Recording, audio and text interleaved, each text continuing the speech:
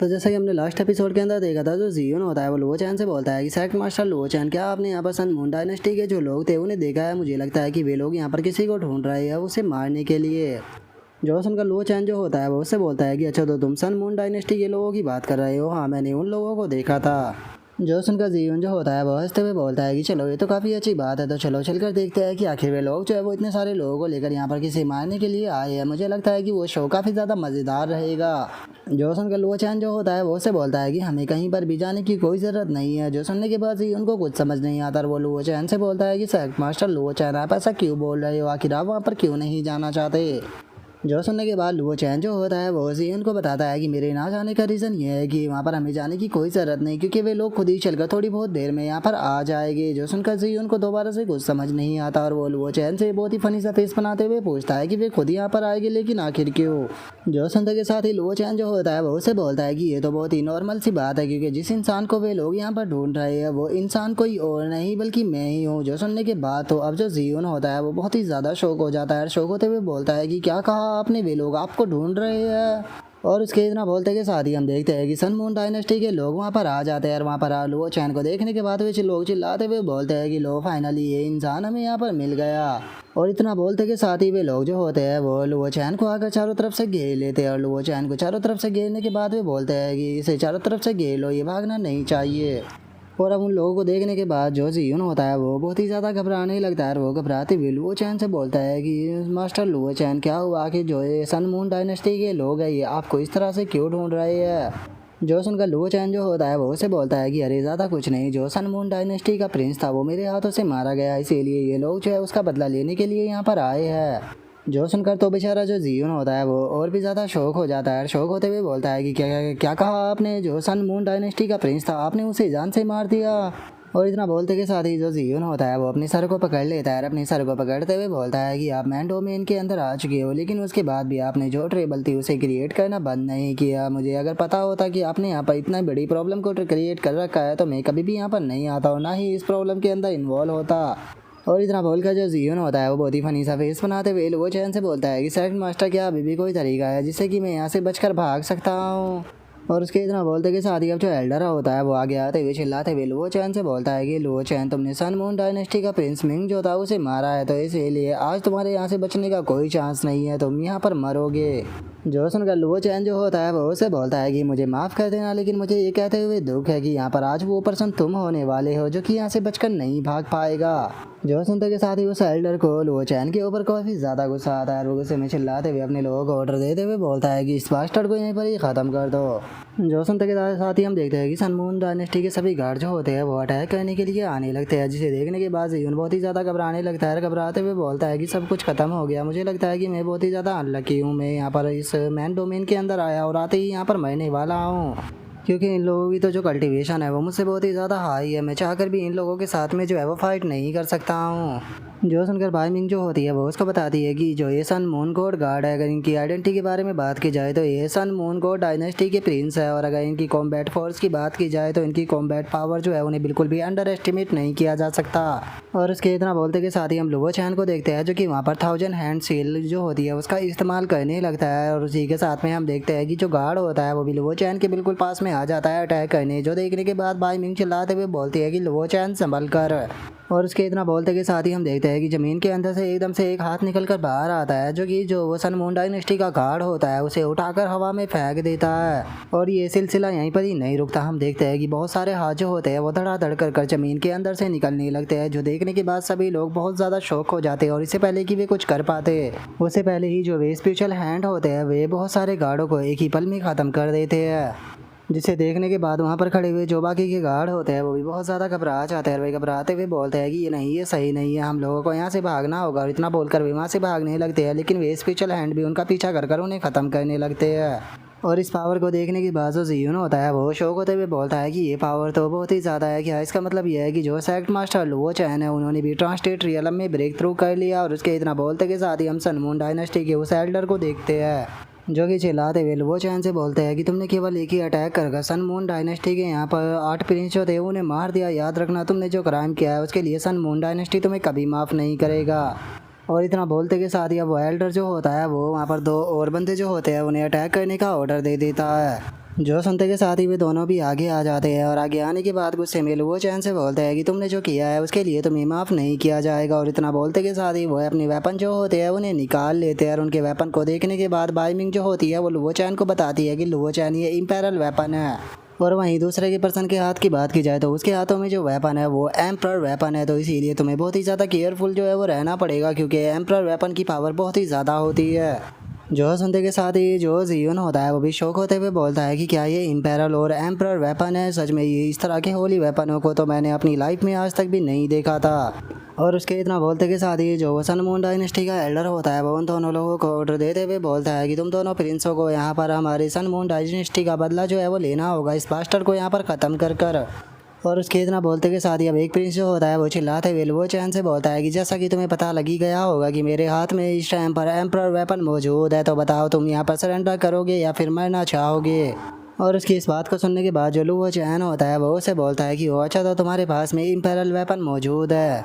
और इतना बोलते के साथ ही लुओ चैन एकदम से बहुत ही ज़्यादा सीरियस हो जाता है और सीरियस होते हुए उसे बोलता है कि अगर मैं तुम्हें सच बताऊँ तो मेरे लिए इम्पेरल वेपन जो है वो एक मजाक से ज़्यादा कुछ भी नहीं है। जो सुनने के बाद वो प्रिंस गुस्से में बोलता है कि क्या तुम्हें इम्पेरल वेपन मजाक लगते हैं? मैंने इस वर्ल्ड के अंदर आज तक भी किसी ऐसे पर्सन को नहीं देखा जो कि इम्पेरल वेपन को एक मजाक बताता हो। लगता है कि तुम्हें इम्पेरल वेपन की पावर के बारे में कोई अंदाज़ा ही नहीं है। तो ठीक है, आज मैं तुम्हें इम्पेरल वेपन की पावर का अंदाज़ा ज़रूर लगवाऊंगा। और इतना बोलते के साथ ही अभी दोनों जो होते हैं वो एक साथ में लुओ चैन के ऊपर अपने अटैक को कर देते हैं, जिसे देखने के बाद जियोन शॉक होते हुए बोलता है कि ये अटैक बहुत ही ज़्यादा पावरफुल है, जल्दी से इसे डॉज कीजिए, आप इसे ब्लॉक नहीं कर पाएंगे। और उसके इतना बोलते के साथ ही हम देखते हैं कि अटैक आकर सीधे लुओ चैन से टकराता है, लेकिन उस अटैक के हटने के बाद का सीन देखते हैं तो पता लगता है कि लुओ चैन को तो उस अटैक से बिल्कुल भी इंजरी नहीं आई। जो देखने के बाद दोनों प्रिंस शॉक हो जाते हैं। शॉक होते हुए बोलते हैं कि क्या ये अटैक ने इसे हर्ट नहीं किया। और इतना बोलते के साथ ही अभी दोनों लुओ चैन के ऊपर अटैक करने के लिए जाने लगते हैं। लुओ चैन के ऊपर अटैक करते हुए बोलते हैं कि ठीक है, तो अब हम इसके सर को ही काटेंगे। और उनके इतना बोलते ही लुओ चैन केवल अपने हाथों से ही दोनों ही इम्पेरल वेपनों को तोड़ देता है, जिसे देखकर तो वे प्रिंस और भी ज़्यादा शौक हो जाते हैं और शौक होते हुए बोलते हैं कि क्या इसने इम्पेरल वेपन जो थे उन्हें केवल अपने हाथों से ही तोड़ दिया? नहीं, ऐसा नहीं हो सकता, ये चीज़ पूरी तरह से इम्पॉसिबल है। और उस प्रिंस के इतना बोलते के साथ ही हम जियोन को देखते हैं जो कि वहाँ पर सबसे ज़्यादा शौक हो चुका होता है। वो चिल्लाते हुए बोलता है कि क्या सेक्ट मास्टर लुओ चैन सच में कोई ह्यूमन बीइंग भी है? और उनके इतना बोलते के साथ ही लुओ चैन दोबारा से अपने अटैक को बनाते हुए बोलता है कि सन मून डायनेस्टी के लोगों, तुमने यहाँ पर आकर क्राइम को किया है, तो इसीलिए तुम सभी लोगों को पनिश किया जाएगा। और इतना बोलते के साथ ही लुओ चैन उन दोनों के ऊपर अपने अटैक को कर देता है, जो कि उन दोनों की बॉडी के आर पार होकर उन दोनों को जान से मार देता है, जिस कारण उन दोनों की डेड बॉडी भी ज़मीन पर गिर जाती है। जिसे देखने के बाद सन मून डायनेस्टी का एल्डर चिल्लाते हुए बोलता है कि नहीं, ऐसा नहीं हो सकता। बास्टर्ड, तुमने सबसे पहले हमारे जो प्रिंस मिंग थे उसे मार दिया और अब तुमने यहाँ पर जो दो सबसे बेस्ट प्रिंस थे उन्हें भी मार दिया। कि तुम ऐसा कैसे कर सकते हो? तुम इतने ज़्यादा एरोगेंट कैसे हो सकते हो? जो सुनकर लुओ चैन जो होता है वो उसे बोलता है कि सन मून डायनेस्टी, जिसे कि पास्ट में सन मून गेट कहा जाता था, उसके अंदर बस बेवकूफ़ों के ग्रुप के सिवा कुछ भी नहीं है, जहाँ पर कि गद्दार और धोखा देने वाले लोग भरे हुए हैं, जिन्हें की ट्रस्ट और लॉयल्टी के बारे में बिल्कुल भी नहीं पता है। तो इसीलिए इस तरह के लोग जो है वो मरना ही डिज़र्व करते हैं, और आज नहीं तो कल मैं उसे पूरी तरह से ख़त्म कर दूंगा। जो सुनते के साथ ही जो एल्डर होता है वो गुस्से में अटैक करते हुए बोलता है कि यहाँ पर आज जो मरने वाला है वो हम नहीं, बल्कि यहाँ पर तुम मरने वाले हो। और इतना बोलते के साथ ही वो एल्डर लुओ चैन के ऊपर अटैक करते हुए बोलता है कि बास्टर्ड, हेल के अंदर जाने के लिए तैयार हो जाओ। और उसके इतना बोलते ही लुओ चैन उसके मुंह पर एक पंच मारते हुए उसे दूर हवा में उछालते हुए बोलता है कि क्या कहा? मैं मरूंगा? मैं नहीं, बल्कि तुम मरोगे। और इतना बोलते के साथ ही लुओ चैन जो होता है वो एक सील बनाते हुए स्पिरिचुअल पावर का इस्तेमाल करता है, जो कि इतनी पावरफुल होती है कि ज़मीनी दो भागों में टूट जाती है, जिस कारण वहाँ पर मौजूद सभी लोग अब उस खाई के अंदर गिरने लगते हैं। और हम देखते हैं कि वो एल्डर भी उसके नीचे गिरने लगता है, जो देखकर वो चिल्लाते हुए बोलता है कि नहीं, तुम ऐसा नहीं कर सकते। लेकिन हम देखते हैं कि लुओ चैन जो होता है वो उस जगह को बंद कर देता है, जिस कारण सभी लोग उसी जगह के अंदर कैद होकर रह जाते हैं। और इस चीज़ को देखने के बाद लुओ चैन जो होता है वो अपने मन में सोचता है कि मैंने तीसरी हेमनली चैन जो थी उसे ब्रेक कर दिया है, जिस कारण अब मैं इस वर्ल्ड की जितनी भी गॉड पावर है उनके साथ में कम्युनिकेट कर सकता हूँ।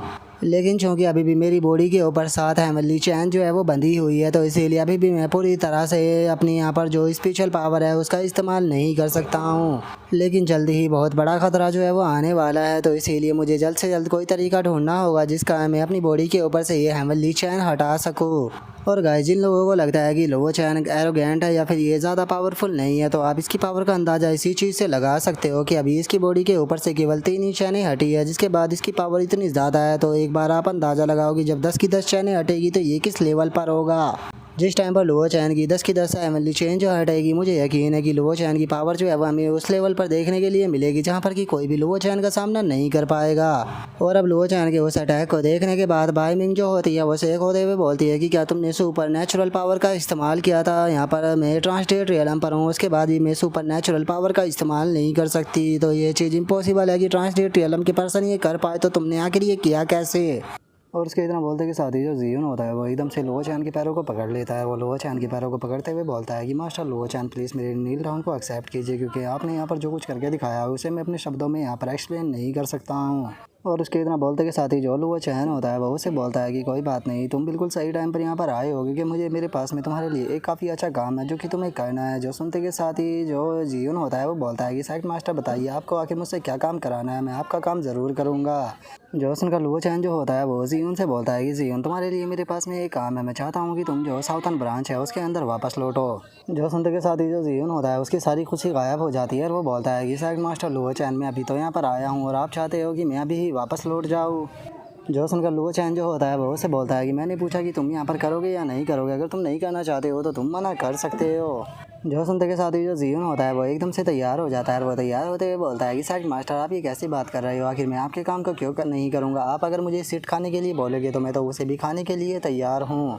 और उसके इतना बोलते के साथ ही हमारा व्यू जो होता है वो 3 दिनों बाद फ्लाइंग इमोर्टल्स एक्ट की कोर्टयार्ड के अंदर आ जाता है, जहाँ पर कि हम जो किनपिंग और चुयुन होती है उसे देखते हैं, जिन्हें कि काफ़ी सारे डिसाइपलों ने घेरा हुआ होता है। जहाँ पर कि अब एक डिसाइपल जो होता है वो उन दोनों से बोलता है कि मैंने तुम लोगों को इतने प्यार से यहाँ पर ड्रिंक के लिए इनवाइट किया था, लेकिन तुमने उसे साफ रिजेक्ट कर दिया। इसी कारण अब जो ड्रिंक है वो तुम लोगों के लिए पनिशमेंट बन चुकी है। जिस टाइम पर तुम लोगों ने अपनी फ्लाइंग बोट के अंदर से उठाकर मुझे बाहर फेंका था, उसी लिए जो उस टाइम पर तुम लोगों ने अपने लिए कब्र जो थी वो खोद ली थी, और अब चूँकि तुम लोग फ्लाइंग इमोर्टल्स एक्ट के अंदर आ चुके हो तो तुम लोग खुद ही जाल के अंदर फंस चुके हो। और इसके इतना बोलते के साथ ही अब जो चुयुन होती है वो गुस्से में उसे बोलती है कि फ्लाइंग इमोर्टल्स एक्ट के ये रूल है कि कोई भी डिसाइपल जो है वो दूसरे डिसाइपल को नहीं मार सकता। तो हुआंग जी, क्या तुम सेक्ट के जो रूल्स है उन्हें तोड़कर यहाँ पर वायलेंस करना चाहते हो? जो सुनते के साथ ही वो हुआंग नाम का लड़का जो होता है वो चूरैन से बोलता है कि मेरे फादर जो है हुआंग गैंग, वो यहाँ पर सभी रूल्स को चलाते हैं, उनके सामने कोई रूल भी यहाँ पर मायने नहीं रखता। तो तुम्हें क्या लगता है कि तुम लोग मेरा क्या ही कर लोगे? अब अगर तुम यहाँ पर जिंदा रहना चाहती हो तो चुपचाप नील डाउन कर मेरे जूते जो है उन्हें अपनी जीप से साफ करो, जिसके बाद हो सकता है कि मैं तुम्हें यहाँ से जिंदा जाने दूँ, नहीं तो तुम्हारे आज जीने का कोई भी चांस नहीं है। जो सुनते के साथ ही जो चूरैन होती है वो किनपिंग से बोलती है कि सिस्टर किनपिंग, अब लगता है कि यहाँ पर फाइट कर ही जो सारा मैटर है वो सोल्व होगा, बिना फाइट के यहाँ पर बात जो है वो नहीं बनने वाली, तो इसीलिए आप भी फाइट के लिए तैयार हो जाओ।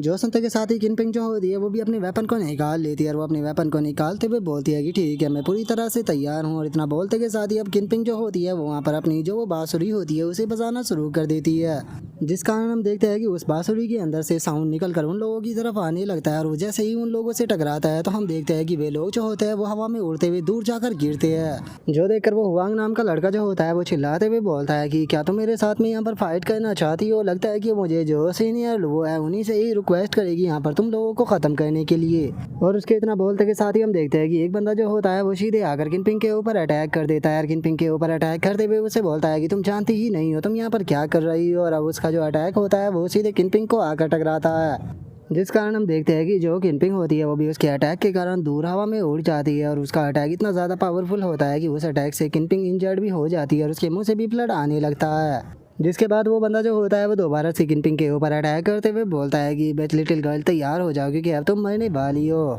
जो सुनकर चूरैन जो होती है वो चिल्लाते हुए बोलती है कि मैंने कहा वहीं पर ही रुक जाओ। और इतना बोलते के साथ ही चूरैन जो होती है वो एकदम से उसके सामने आकर उसके अटैक को अपनी सोर्स से रोकने लगती है। लेकिन हम देखते हैं कि उस लड़के का अटैक जो होता है वो इतना ज़्यादा पावरफुल होता है कि वो बहुत ही आसानी से जो चूरैन होती है उसे भी उठाकर दूर फेंक देता है। और अब उसकी पावर को देखकर जो चूरैन होती है वो भी काफ़ी ज़्यादा हैरान हो जाती है और वो हैरान होते हुए बोलती है कि मुझे अपनी आंखों पर यकीन नहीं हो रहा, ये पर्सन तो हाफ ट्रांसलेट रियलम पर है। और उसके इतना बोलते के साथ ही वो हुआंग नाम का बंदा जो होता है वो उस पर्सन के पास में आ जाता है और उसके पास में आते हुए बोलता है कि ब्रदर लुओ बहुत बहुत शुक्रिया यहाँ पर मेरी मदद करने के लिए। मैं मेक श्योर करूँगा अपने फादर से कि वो आपके लिए यहाँ पर डीकन की पोजीशन जो है उसका इंतज़ाम कर दे। जो सुनते के साथ ही जो वो लुओ नाम का बंदा होता है वो भी बहुत ज़्यादा खुश हो जाता है और खुश होते हुए बोलता है कि आपका बहुत बहुत शुक्रिया यंग मास्टर, आप टेंशन मत लीजिए। वैसे भी इन दोनों लड़कियों की किस्मत बहुत ही ज़्यादा ख़राब है जो कि इन्होंने आपको ऑफेंड कर दिया। लगता है कि जो गॉड्स थे उनकी लाइफ, उन्होंने इनकी लाइफ जो है वो इतनी ही लिखी थी, इसीलिए अब ये यहाँ पर मेरे हाथों से जो है वो मरने वाली है। जो सुनते के साथ ही अब जो वो हुआंग नाम का बंदा होता है वो उन दोनों की तरफ बढ़ने लगता है और उन दोनों की तरफ बढ़ते हुए उन दोनों से बोलता है कि तुम लोग जिस टाइम पर फ्लाइंग इमोर्टल सेक्ट के अंदर आए थे तो यहाँ पर आने से पहले तुम्हें मेरे बारे में पता कर लेना चाहिए था। अगर तुमने पता कर लिया होता तो तुम्हारे साथ में ऐसा नहीं होता।